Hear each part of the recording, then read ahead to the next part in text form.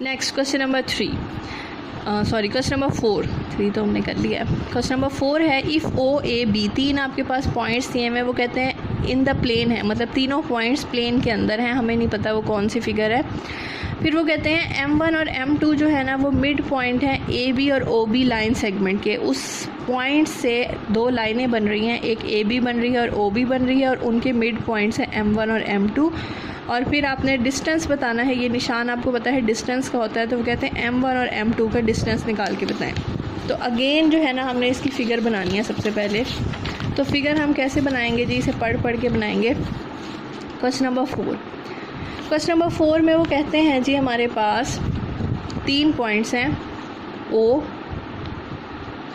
इसे डॉट लगा के कह देते हैं। एक पॉइंट है जी वो कहते हैं A है 3 0, और एक हमारे पास B है, और वो कहते हैं वो तीन पॉइंट्स प्लेन के अंदर हैं, हमें नहीं पता वो किस शक्ल में है, तो हमने प्लेन में ऐसे ही ना तीन पॉइंट्स लगा देने हैं। तीन पॉइंट्स निकालने के बाद वो कहते हैं जी आपके पास लाइन सेगमेंट बन रही है A और B की और O और B की। ये देखें ये लिखा हुआ है ना, लाइन सेगमेंट है A B की, तो हमने A को B से ज्वाइन कर दिया और O B की O को B से ज्वाइन कर दिया। फिर वो कहते हैं M1 मिड पॉइंट है A B का M1, और M2 मिड पॉइंट है O B का, और उन्होंने कहा है कि M1 और M2 का डिस्टेंस निकाल के बताएं। तो अगर हमारे पास M1 और M2 की वैल्यू होगी तो हम इस पर डिस्टेंस फार्मूला लगा देंगे। तो हमें क्या करना है, सबसे पहले हमने AB का मिड पॉइंट लेना है, वो M1 कहलाएगा, और OB का मिड पॉइंट लेना है, वो M2 आएगा। जब दोनों के आंसर आ जाएंगे हमने उसका डिस्टेंस ले लेना है। तो चलें जी इसका सोल्यूशन स्टार्ट करते हैं हम।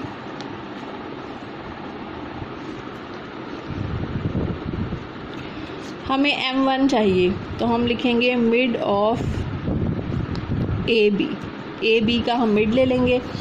फॉर्मूला है x1 plus x2 divided by 2, y1 plus y2 divided by 2। Value put करते हैं, x1 की वैल्यू है 3, x2 की वैल्यू है 3, y1 की वैल्यू है 0 और y2 की वैल्यू है 5। ठीक है, वैल्यू पुट कर दी, आ जाएगा 6/2 और ये आ जाएगा 5/2, 3 और 5/2। ये हमारा निकल आया है M1। ठीक है जी, अब हमने क्या करना है, अब हमने OB का मिड पॉइंट लेना है और उसमें से M2 की वैल्यू निकाल लेनी है। तो mid of OB, again formula यही रहेगा, तो ये आ जाएगा 0 plus 3 divided by 2, 0 plus 5 divided by 2। Value put कर दी, आपके पास आ जाएगी 3/2, इधर से आ जाएगी 5/2, और ये हमारे पास आ गया है जी M2। ठीक है जी, दोनों निकालने के बाद अब ये जो M1 और M2 के आंसर निकले हैं ना, वो कहते हैं इसका ना आपने डिस्टेंस निकालना है। ये जो निशान होता है ना दोनों अल्फ़ाबेट्स के साथ क्वेश्चन में लिखा हुआ है इस तरह का, तो ये डिस्टेंस फॉर्मूले को शो करता है, आपको पता है। तो आपने इन दोनों वैल्यूज़ का डिस्टेंस ले लेना है। तो डिस्टेंस फार्मूला आपको पता है x2 माइनस x1 का whole square, y2 minus y1 का होल स्क्वायर। ठीक है जी, तो ये हमारे पास वैल्यूज़ हैं M1 और M2 की। तो x2 हमारे पास हो जाएगा 3/2 और x1 हो जाएगा 3, y2 हमारे पास 5/2 और y1 है 5/2 का होल स्क्वायर। सब कुछ आपने कैलकुलेटर के ऊपर लिख देना है। ये है जी आपका कैलकुलेटर। आप अंडर रूट निकालना चाहें तो अंडर रूट भी लगा सकते हैं, कोई मसला नहीं है। Bracket 3 divided by 2 minus 3 bracket close square plus bracket 5/2 minus 5/2 bracket close whole square. ठीक है जी, ये सारी वैल्यू मैंने एज इट इज़ लिख दी है। इक्वल दबाएंगे, ये आ जाएगा जी आपके पास 3/2, और यही हमने क्वेश्चन में निकालना। ये हमारा फाइनल आंसर। नेक्स्ट है जी हमारे पास question number 5। Show that the diagonals of a parallelogram having vertices ABCD, corners हैं डायगोनल्स पैरेललोग्राम के, और फिर वो कहते हैं वो जो डायगोनल्स हैं ना वो बाइसेक्ट कर रहे हैं ईच अदर। ठीक है जी, तो अब हमने फ़िगर बनानी है, तो फ़िगर हम बना लेते हैं। पैरेललोग्राम की फ़िगर आपको पता है किस तरह की होती है, इस तरह होती है पैरेललोग्राम। ठीक है, जिसमें ये दो साइड्स एक जैसी होती हैं, ये दो एक साइड्स एक जैसी होती हैं। अब वो कहते हैं इसके कॉर्नर्स हैं ए, बी, सी और डी। अच्छा, अब एक बात याद रखें, मैंने ये भी पहले बताया था, जब भी किसी फिगर को नाम देना होता है तो हम उसे सीक्वेंस में लिखते हैं। कैसे?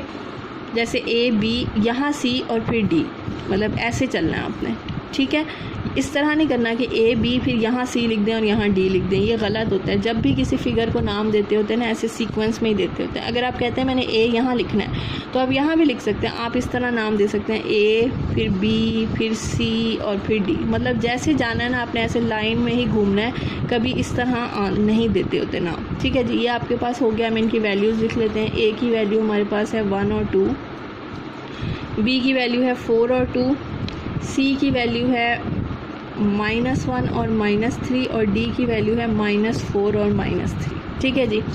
अब वो कहते हैं इसके ना डायगनल्स हैं, तो ये होते हैं डायगनल्स, मतलब एक डायगनल है AC और एक डायगनल है BD, और वो कहते हैं वो एक ही पॉइंट पे वो बाइसेक्ट हो रहे हैं।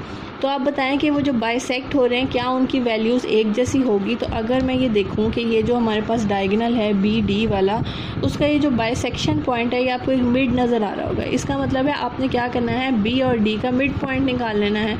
इसी तरह A और C का मिड पॉइंट निकाल लेना है। अगर दोनों के आंसर एक जैसे हुए तो इसका मतलब है वो दोनों एक ही पॉइंट पर क्या करेंगे, बाइसेक्ट करेंगे। इसमें डिस्टेंस का कोई काम नहीं है। तो चलें जी, हम निकालेंगे मिड ऑफ, सबसे पहले इसका ले लेते हैं, मिड ऑफ AC। फॉर्मूला हमारे पास x1 x2 डिवाइड हो comma y1 + y2 divided by 2, bracket close. x1 की वैल्यू है 1, x2 की वैल्यू है -1, y1 की वैल्यू है 2, y2 की वैल्यू है -3। 1 - 1 2 - 3, ये आ जाएगा 0 डिवाइडेड बाई 2 और ये आ जाएगा -1 डिवाइडेड बाई 2, और 0 से कुछ भी डिवाइड करें तो 0 और -1/2। तो ये आ गया आपका मिड ऑफ AC। अब हम निकालते हैं मिड ऑफ BD।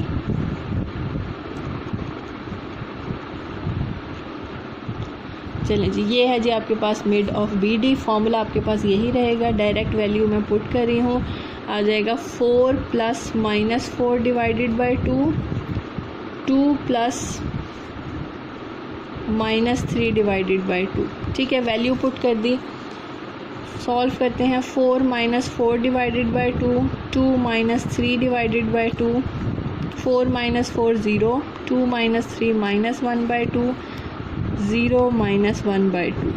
ये देखें जी, दोनों के आंसर एक जैसे हैं, इसका मतलब है ये दोनों एक ही पॉइंट पे बाइसेक्ट करते हैं। छोटा सा क्वेश्चन था, ये इजी है। इन क्वेश्चंस में आपने स्टेटमेंट पढ़ते जानी है, फिगर बनाते जाना है और फिगर को देख देख के क्वेश्चन को सॉल्व करना है।